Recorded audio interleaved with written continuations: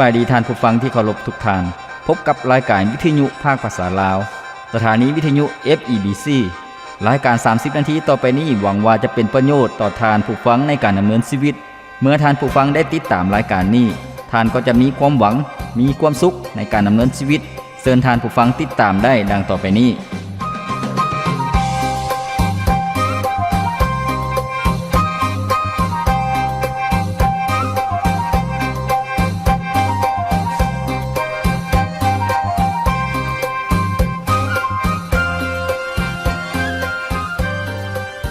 ผู้ฟังที่เคารพในมื้อที่ผ่านมาพวกเราได้รับฟังนำกันนะครับพระพรนำกันในหัวข้อที่บอกว่าการนมัสการที่ถูกต้องการนมัสการพระเจ้าที่ถูกต้องที่พระเจ้าทรงพอใจและพระองค์ทรงอวยพระพรเชื่อว่าจะให้แง่คิดที่ดีสำหรับท่านผู้ฟังเชื่อว่าจะให้พระพรสำหรับท่านผู้ฟังได้รับแง่คิดได้รับความรู้ในการนมัสการพระเจ้าและมื้อนี้เองพวกเราจะรับฟังในหัวข้อใหม่ซึ่งเป็นหัวข้อที่บอกว่าจงสร้างคุณค่าในชีวิตที่นิรันดรท่านผู้ฟังจงสร้างคุณค่าที่นิรันดรในชีวิตของพวกเราจะสร้างคุณค่าในชีวิตของพวกเราเป็นคุณค่าที่บ่ได้เปลี่ยนแปลงเป็นคุณค่าตลอดไปแนวใด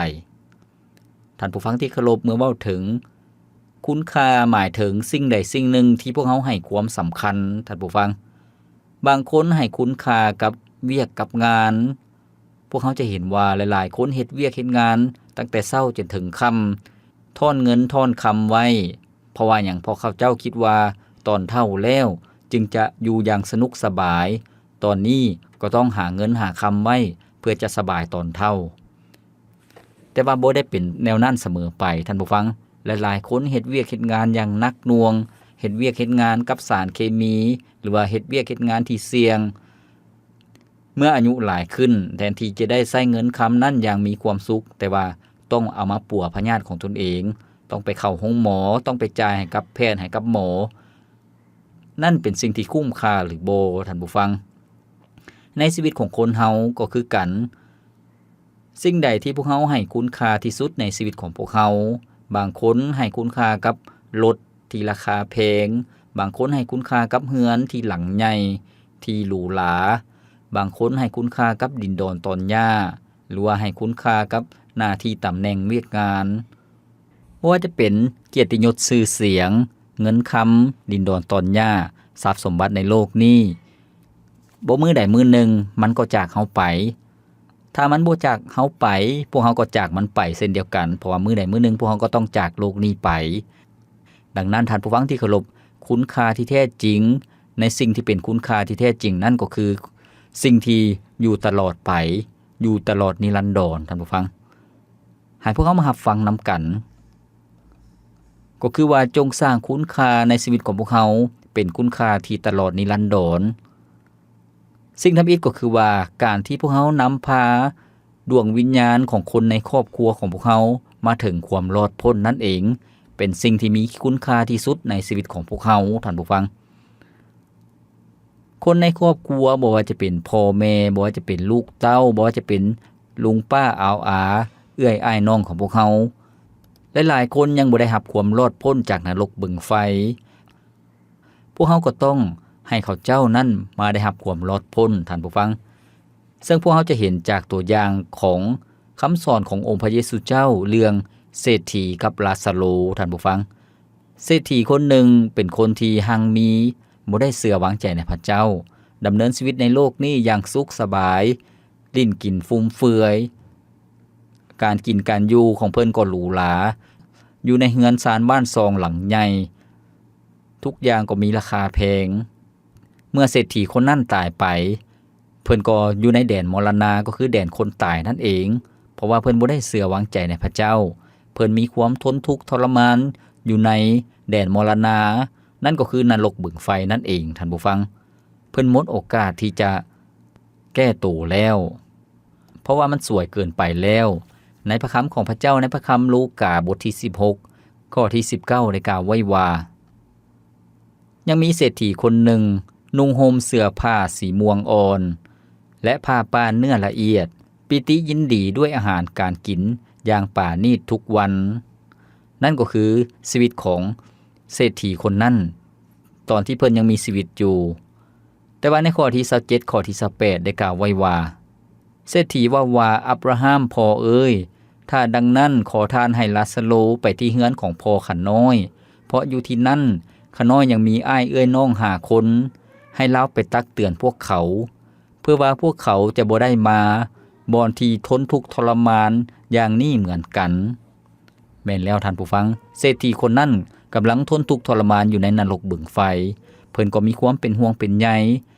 อ้ายเอ้ยน้องของเพิ่นท่านผู้ฟังเพิ่นจึงอยากให้อ้ายเอ้ยน้องของเพิ่นนั้นได้รับความรอดพ้นจากนรกบึงไฟแม่นแล้วท่านผู้ฟังจากเรื่องนี้พวกเขาจะเห็นว่าเศรษฐีนั้นมีความเข้าใจในฮู้แล้วว่าชีวิตที่บ่ได้ฮู้จักกับพระเจ้าบ่ได้รับความพ้นแน่นอนแล้วก็ชีวิตที่เพิ่งพาทรัพย์สมบัติเงินคำเพิ่งพาทรัพย์สมบัติเงินคำในโลกนี้บ่สามารถซอยให้รอดพ้นจากนรกบึงไฟได้ฉะนั้นเศรษฐีจึงมีความเป็นห่วงเป็นใยคนในครอบครัวของเพิ่นที่ยังบ่ฮู้จักกับพระเจ้าดังนั้นท่านผู้ฟังที่เคารพเมื่อพวกเขาได้เห็นตัวอย่างบทเรียนจากชีวิตของเศรษฐีคนนี้พวกเขาก็ต้องมีความเป็นห่วงเป็นใยคนในครอบครัวของพวกเขาเพื่อจะนำเขาเจ้านั้นมาพบกับพระเจ้าอย่างแท้จริงท่านผู้ฟังแล้วพวกเขาจะนำเขาเจ้ามาพบกับพระเจ้าองค์เทียงแท้เป็นพระเจ้าองค์แท้จริงที่นำมนุษย์รอดพ้นจากนรกบึงไฟได้แนวใดก่อนอื่นหมดพวกเขาก็ต้องมั่นใจในสิ่งที่พวกเขามีก็คือว่าพวกเขามีความจริงมีพระเจ้าองค์แท้จริงท่านผู้ฟังแล้วก็พวกเขานั้นมีสิ่งที่ดีที่สุดในชีวิตของพวกเขาดังที่อาจารย์โปโลได้สั่งสอนแล้วก็หนุนใจบรรดาผู้เชื่อก็คือคริสเตียนอยู่ที่เมืองโครินโธซึ่งเพิ่นได้หนุนใจเขาเจ้าว่าทุกๆคนนั้นที่เชื่อวางใจในองค์พระเยซูเจ้ามีอาวุธที่สำคัญซึ่งมาจากพระเจ้าในพระธรรม2โครินโธบทที่10ข้อที่4ถึงข้อที่5ได้กล่าวไว้ว่าเพราะว่าเครื่องอาวุธของเฮาบ่แม่นของฝ่ายโลกแต่มีฤทธิ์อำนาจจากพระเจ้าที่ทำลายค่ายอันเข้มแข็งได้คือทำลายความคิดที่มีเหตุผลอันบ่จริงและความดื้อดึงทุกประการที่ตั้งตัวขึ้นขัดขวางความรู้จักพระเจ้าและปราบความคิดทุกประการลงให้อยู่ใต้บังคับจนถึงน้อมรับฟังพระคริสต์แม่นแล้วท่านผู้ฟังนี่ก็คือความจริงในพระคิดธรรมคัมภีร์ก็คือว่าพวกเขาเชื่อวางใจในพระเยซูเจ้าพวกเขามีอาวุธที่มาจากพระเจ้าก็คือว่ามีฤทธิ์อำนาจของพระเจ้าซึ่งพระวิญญาณบริสุทธิ์เจ้านั่นจะเปิดใจคนที่รับฟังเมื่อพวกเขาประกาศข่าวประเสริฐเรื่องราวของพระเยซูเจ้าฤทธิ์อำนาจของพระเจ้านั่นจะทำลายความคิดอันบ่จริงความดื้อดึงความดื้อด้านหรือว่าการขัดขวางต่างๆที่ขัดขวางบ่ให้คนรู้จักกับพระเจ้าพระเจ้าจะทรงเปิดใจให้คนได้รู้จักความจริงแล้วให้ยอมรับเชื่อวางใจในองค์พระเยซูเจ้าท่านผู้ฟังที่เคารพเมื่อพวกเขาได้เป็นพยานเรื่องความเชื่อของพวกเขาที่พวกเขาเชื่อในองค์พระเยซูเจ้าเป็นสิ่งที่สำคัญแล้วก็เป็นสิ่งที่มีคุณค่าเมื่อคนที่พวกเขารู้จักบ่ว่าญาติพี่น้องของพวกเขาได้รับเชื่อวางใจในองค์พระเยซูเจ้านั่นก็คือเป็นการมอบสิ่งที่มีค่าเป็นการมอบมูลมรดกที่มีค่าตลอดไปก็คือว่าเมื่อเขาเจ้าได้เชื่อในพระเจ้าเขาเจ้าก็ได้รับความพ้นเขาเจ้าก็ได้เข้าในแผ่นดินสวรรค์นั่นก็คือสิ่งที่มีคุณค่านิรันดรท่านผู้ฟังให้พวกเขาสร้างสิ่งเหล่านี้สิ่งต่อมาก็คือว่าพวกเขาต้องให้ชีวิตของพวกเขานั้นกลายเป็นชีวิตที่มีคุณค่านิรันดรท่านผู้ฟังอายุของพวกเขาวันเวลาของพวกเขาในชีวิตนั้นให้มีคุณค่าในอาณาจักรของพระเจ้าในพระธรรมเพลงสรรเสริญบทที่90ข้อที่9ข้อที่10ได้กล่าวไว้ว่าความโกรธร้ายของพระองค์นั้นเฮ็ดให้ชีวิตข้าน้อยสั่นลงมันเสื่อมสลายไปดังสายลมข้าน้อยมีชีวิตอยู่เพียงแต่70ปีอาจฮอด80ปีถ้ามีเหือแหงอยู่แต่ช่วงเวลาอายุนั้นก็พบความยากลำบากและเฮ็ดให้ละทมใจในบ่ซ่าชีวิตจะจบลงและตายไปเท่านั้นข้อที่12ได้บอกว่าขอทรงโปรดสั่งสอนข้าน้อยด้วยว่าชีวิตนี้สั้นหลาย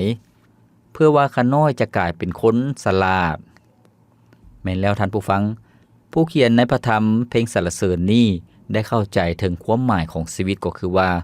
มนุษย์ทุกคนเกิดมาในโลกนี้ล้วนแต่เป็นคนบาปเนื่องจากชีวิตของมนุษย์ที่เป็นคนบาปจึงเสื่อมจากพระรัศมีของพระเจ้า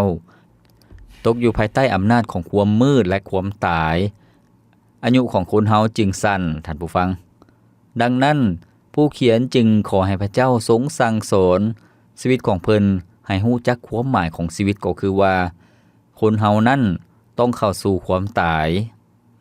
แต่ว่าหลังจากความตายนั้นก็มีการตัดสินลงโทษท่านผู้ฟังตกนรกบึงไฟสำหรับคนผิดบาปดังนั้นท่านผู้ฟังที่เคารพผู้เขียนจึงขอให้พระเจ้าทรงเปิดเผยให้เห็นความหมายของชีวิตหากชีวิตบ่ได้ฮู้จักกับพระเจ้าพระผู้สร้างหากชีวิตบ่ได้ฮู้จักกับพระเจ้าผู้ทรงเป็นเจ้าของชีวิตก็บ่มีความหมายดังนั้นผู้เขียนมีความเชื่อวางใจในพระเจ้าเพิ่นฮู้ว่าพระเจ้านั้นทรงเป็นเจ้าของชีวิตเป็นผู้ปกปักรักษาและเป็นผู้ช่วยให้รอดพ้นจากนรกบึงไฟจากความบาปจากเวรกรรมจากคำสาปแช่งต่างๆพระเจ้าทรงช่วยพวกเขาให้รอดพ้นจากสิ่งเหล่านั้นพระเจ้าทรงช่วยพวกเขาให้รอดพ้นจากอำนาจของผีมารร้ายที่เบียดเบียนที่ให้พวกเขาย่านกลัวเมื่อพวกเขาเชื่อในพระเจ้าชีวิตของพวกเขาก็ได้รับการปลดปล่อยเป็นอิสระดังนั้นการดำเนินชีวิตในโลกนี้ให้พวกเขาดำเนินชีวิตอยู่เพื่อพระเจ้าทุกอย่างที่พวกเขาเฮ็ดในพระนามของพระเจ้านั่นก็มีความหมายเป็นบำเหน็จรางวัลสำหรับพวกเขาท่านผู้ฟังนี่ก็คือการดำเนินชีวิตในโลกนี้ความหมายที่แท้จริงในชีวิตในโลกนี้บ่ได้ขึ้นกับว่าชีวิตนั้นจะอายุยืนยาวชีวิตนั้นจะสั้นหรือยาวหลายปีเท่าใดแต่สิ่งที่สำคัญที่สุดก็คือว่าพวกเขาได้ฮู้จักกับพระเจ้าผู้เป็นพระเจ้าองค์เทียงแท้หรือบ่ท่านผู้ฟังการที่พวกเขาได้ฮู้จักกับพระเจ้าและวางใจเชื่อในพระองค์นั้นเป็นสิ่งที่มีคุณค่าที่สุดดังที่ได้กล่าวไปแล้วก็คือว่าการดำเนินชีวิตเพื่อพระเจ้าการดำเนินชีวิตเพื่อการบวรบัตรรับใช้พระเจ้านั้นเป็นสิ่งที่มีคุณค่าที่สุดเมื่อพวกเขาเชื่อในพระเจ้าพวกเขาได้รับความรอดพ้นแล้วพวกเขาได้เป็นลูกของพระเจ้าแล้วพวกเขาก็ต้องประกาศเป็นพยานให้คนอื่นๆได้ฮู้ว่าเขาเชื่อในพระเจ้าพวกเขาก็ต้องบวรบัตรรับใช้พระเจ้าในการดำเนินชีวิตห่างไกลจากสิ่งชั่วร้ายดำเนินชีวิตห่างไกลจากความบาปให้คนอื่นได้เห็นว่าพวกเขาเชื่อพระเจ้าและพระเจ้าทรงเปลี่ยนแปลงชีวิตของพวกเขาแท้ๆโดยการช่วยเหลือที่มาจากพระองค์ท่านผู้ฟังที่เคารพมื้อนี้พวกเขาได้รับฟังนำกันในหัวข้อที่บอกว่าจงสร้างคุณค่านิรันดรในชีวิตของพวกเขาท่านผู้ฟังชีวิตของพวกเขาจะมีคุณค่าแนวใดก็ต่อเมื่อพวกเขาฮู้จักกับพระเจ้าให้พวกเขาพักฟังเพลงจากรายการของพวกเขาก่อนจัก1เสียงเพลงแล้วพวกเขาจะมารับพระพรนำกันอีกในช่วงต่อไป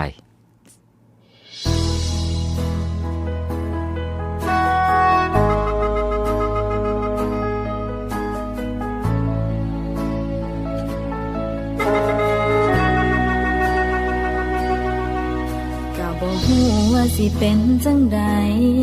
ถ้าบ่มีไผเข้ามาเลี้ยวแลในวันที่เฮาประเสริญกับความอ่อนแอมันจะพ่ายแพ้นั้นมันแสนจะเกินทนเมื่อได้พบกับพระเยซูจากชีวิตที่เหมือนจะพังได้มีความหวังและได้พบกำลังชีวิตก็ยังพร้อมที่จะก้าวไปพระองค์คือลมหายใจให้เฮาได้เดินสู่ต่อจากชีวิตที่เคยย่อท้อให้ดีขึ้นมาพระเยซูคือคำตอบให้เฮาได้พบกับชีวิตใหม่ได้พบความหวังและกำลังใจซึ่งบ่มีผู้ใดจะเปรียบเหมือนองค์พระเยซูทั้งไม่เกินแค้นบ่มีผู้ใดที่จะยอมตายและทรงเป็นอยู่เพราะพระเยซูเป็นความหวังและกำลังใจ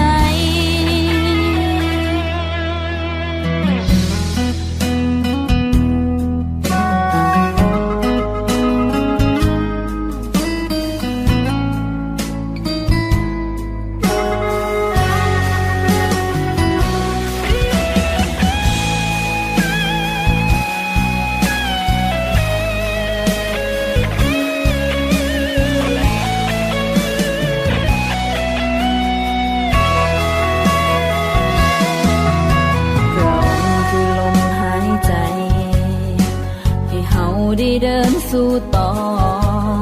จากชีวิตที่เคยย่อท้อให้ดีขึ้นมาพระเยซูคือคำตอบให้เฮาได้พบกับชีวิตใหม่ได้พบความหวังและกำลังใจซึ่งบ่มีผู้ใดจะเปรียบเหมือนองค์พระเยซูถึงไม่กังแค้นบ่มีผู้ใดที่จะยอมตายและทรงเป็นอยู่เพราะพระเยซูเป็นความหวังและกำลังใจพระเยซู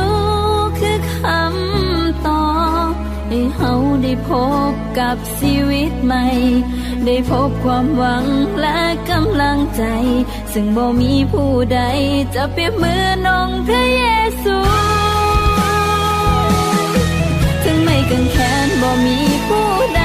ที่จะยอมตายและทรงเป็นอยู่เพราะพระเยซูเป็นความหวังและกำลังใจเพราะพระเยซูเป็นความหักและชีวิตใหม่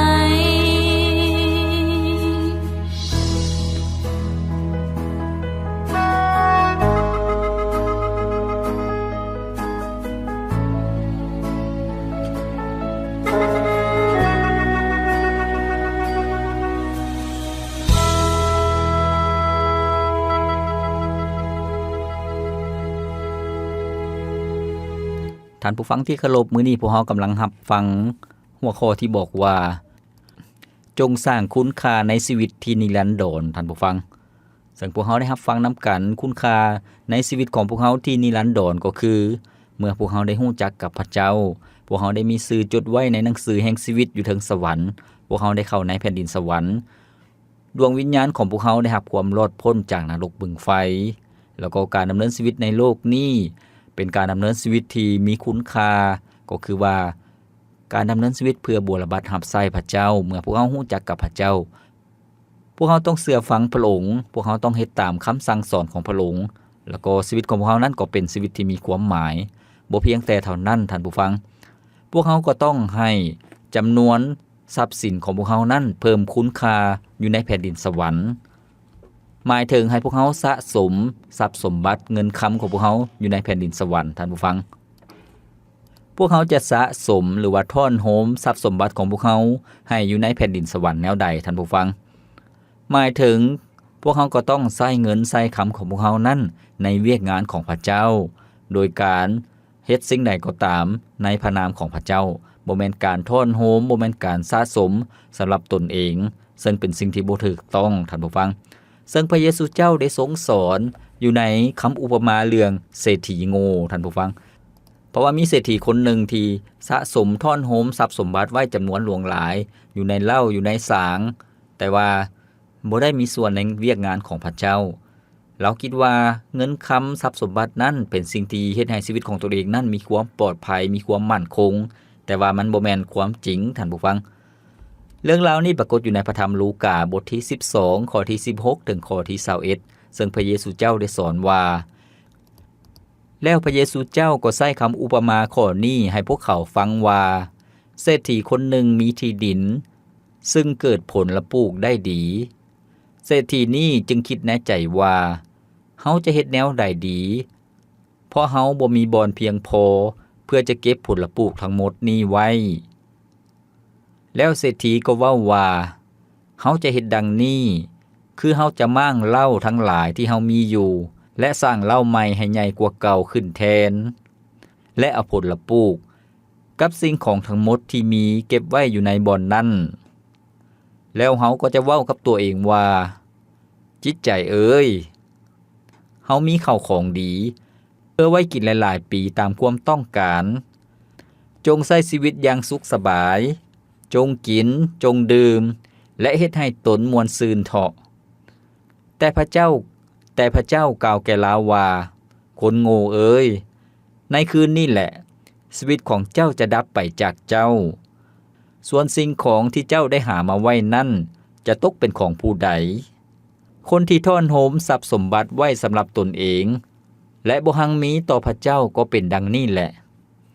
แม่นแล้วท่านผู้ฟังนี่ก็คือคำอุปมาก็คือคำสอนขององค์พระเยซูเจ้าที่ยกตัวอย่างขึ้นเรื่องเศรษฐีโง่เศรษฐีคนนี้เป็นคนที่วางแผนการสำหรับชีวิตของตนเองแล้วก็ท่อนโฮมทรัพย์สมบัติไว้จำนวนหลวงหลายเมื่อมีข้าวมีพืชผลละปลูกเต็มเล่า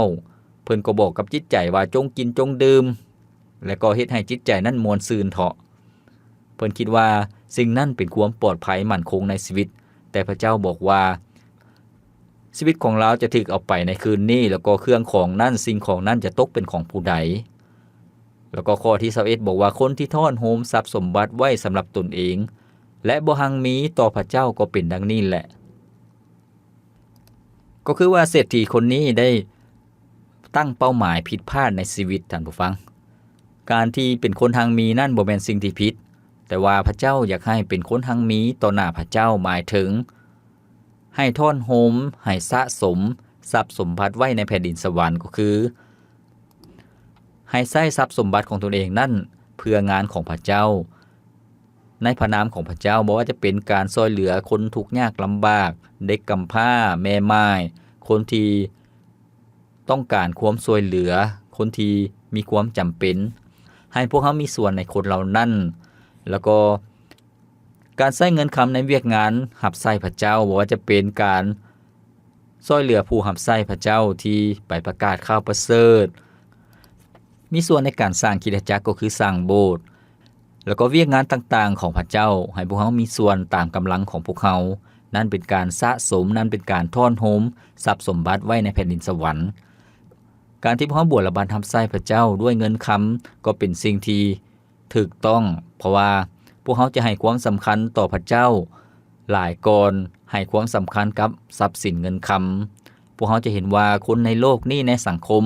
หลายยุคหลายสมัยหลายๆคนได้เห็นเป็นตัวอย่างก็คือว่าดูเห็นแก่เงินเห็นแก่คำนั่นหลายคนก็หน้ามืดตามัวเฮ็ดสิ่งที่ผิดเฮ็ดสิ่งที่ผิดกฎหมายแล้วก็หักหลังแม้แต่คนในครอบครัวของตนเองก็มีการฆ่าฟันลันแทงกันเพื่อญาติสิงมูลมรดกนั่นก็คือเป็นสิ่งที่บ่ถูกต้องท่านผู้ฟังแต่ว่าเมื่อพวกเขาเชื่อวางใจในพระเจ้าพวกเขายำเก่งพระเจ้าพวกเขาจะรู้จักความจริงก็คือว่าเงินคำทรัพย์สมบัตินั่นเป็นสิ่งของนอกกายท่านผู้ฟังสิ่งเหล่านั้นบ่ได้ซอยพวกเขาให้รอดพ้นจากนรกบึงไฟสิ่งเหล่านั้นบ่ได้ซอยให้ชีวิตของพวกเขานั้นมีความสุขมีความเต็มอิ่มแต่ว่าความสุขความเต็มอิ่มนั่นมาจากความรอดพ้นที่พระเจ้าทรงประทานให้กับพวกเขาก็คือว่าพวกเขาบ่ได้เป็นคนที่ถูกตัดสินลงโทษตกนรกบึงไฟพวกเขาบ่ได้เป็นคนบาปอีกต่อไปพวกเขาได้รับความรอดพ้นจากเวรกรรมพวกเขาก็มีสันติสุขในพระเยซูเจ้าแล้วก็ชีวิตของพวกเขานั้นก็เป็นประชากรของพระเจ้าเมื่อพวกเขาเชื่อวางใจในพระองค์พวกเขาก็ได้เข้าในแผ่นดินสวรรค์นั่นคือความสุขอย่างแท้จริงจิตใจของพวกเขาที่เต็มอิ่มก็ต่อเมื่อพวกเขาได้รู้จักกับพระเจ้าผู้ทรงเป็นเจ้าของแห่งชีวิตเป็นพระเจ้าแห่งสันติสุขเป็นพระเจ้าแห่งความรักขอบพระคุณพระเจ้าท่านผู้ฟังถ้าพวกเขาคิดว่าเงินคำเป็นสิ่งตัดสินความสุขเป็นสิ่งที่ตัดสินความหมายของชีวิตสิ่งนั้นเป็นสิ่งที่บ่ถูกต้องท่านผู้ฟังเพราะว่ามีนักธุรกิจหลายคนบ่ได้มีความสุขท่านผู้ฟังถ้าเงินคำเป็นสิ่งตัดสินความสุขความหมายในชีวิตสั้นมหาเศรษฐีในโลกนี้ก็มีความสุขแต่ว่าเขาเจ้าก็มีแต่ความทุกข์ท่านผู้ฟังเขาเจ้าบ่ได้เต็มอิ่มเขาเจ้าบ่ได้อิ่มหนำสำราญในจิตใจหากชีวิตห่างไกลจากพระเจ้าหากชีวิตบ่ได้รู้จักกับพระเจ้าชีวิตก็ยังว่างเปล่าท่านผู้ฟังเพราะว่าคนเฮาเกิดมาในโลกนี้มาตัวเปล่าจากโลกนี้ไปก็จากไปด้วยตัวเปล่าเอาหยังไปบ่ได้เครื่องนุ่งห่มก็เอาไปบ่ได้เงินค้ำกำแก้วก็เอาไปบ่ได้พวกเขาต้องไปตัวเปล่าแต่ว่าเมื่อพวกเขาเชื่อวางใจในพระเยซูเจ้าพวกเขาก็ได้เข้าในแผ่นดินสวรรค์ทุกสิ่งทุกอย่างที่พวกเขาเฮ็ดในโลกนี้ในพระนามของพระเยซูเจ้าก็มีความหมายซึ่งเป็นบำเหน็จรางวัลติดตัวพวกเขาไปซึ่งเป็นสิ่งที่พระเจ้าทรงพอใจพระองค์ทรงชมเชยพวกเขาเมื่อพวกเขาได้ร่วมครอบครองกับพระเจ้าในแผ่นดินสวรรค์และอยู่กับพระองค์ตลอดนิรันดรนั่นก็คือสิ่งที่สำคัญที่สุดท่านผู้ฟังที่เคารพมื้อนี้พวกเขาได้รับฟังนำกันแล้วก็คือว่าจงสร้างคุณค่าในชีวิตซึ่งเป็นสิ่งที่นิรันดรซึ่งว่าจะให้แง่คิดให้พระพรสำหรับท่านผู้ฟังให้พวกเขาสังเกตเบิ่งชีวิตของพวกเขาเบิ่งว่า แม่นหยังที่มีคุณค่าในชีวิตของพวกเขาที่สุดสิ่งใดที่พระเจ้าทรงพอใจให้พวกเขาได้ปฏิบัติให้พวกเขาได้เฮ็ดให้พวกเขาเฮ็ดสิ่งเหล่านั้นให้เจริญเกิดผลให้ประสบผลสำเร็จเจริญงอกงามท่านผู้ฟังที่เคารพรายการของพวกเราดำเนินมาฮอดนี้ก็สิ้นสุดเพียงเท่านี้ข้าพเจ้าพรประเสริฐผู้ดำเนินรายการขอกล่าวคำว่าขอพระเจ้าอวยพรท่านผู้ฟังทุกท่านพบกันใหม่ในมื้อต่อไปสบายดี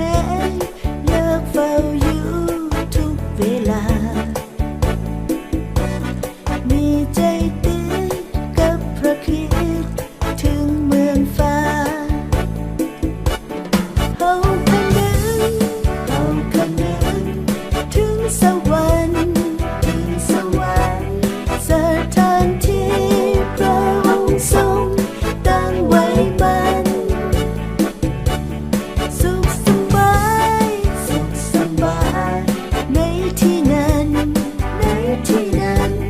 พอสวรรค์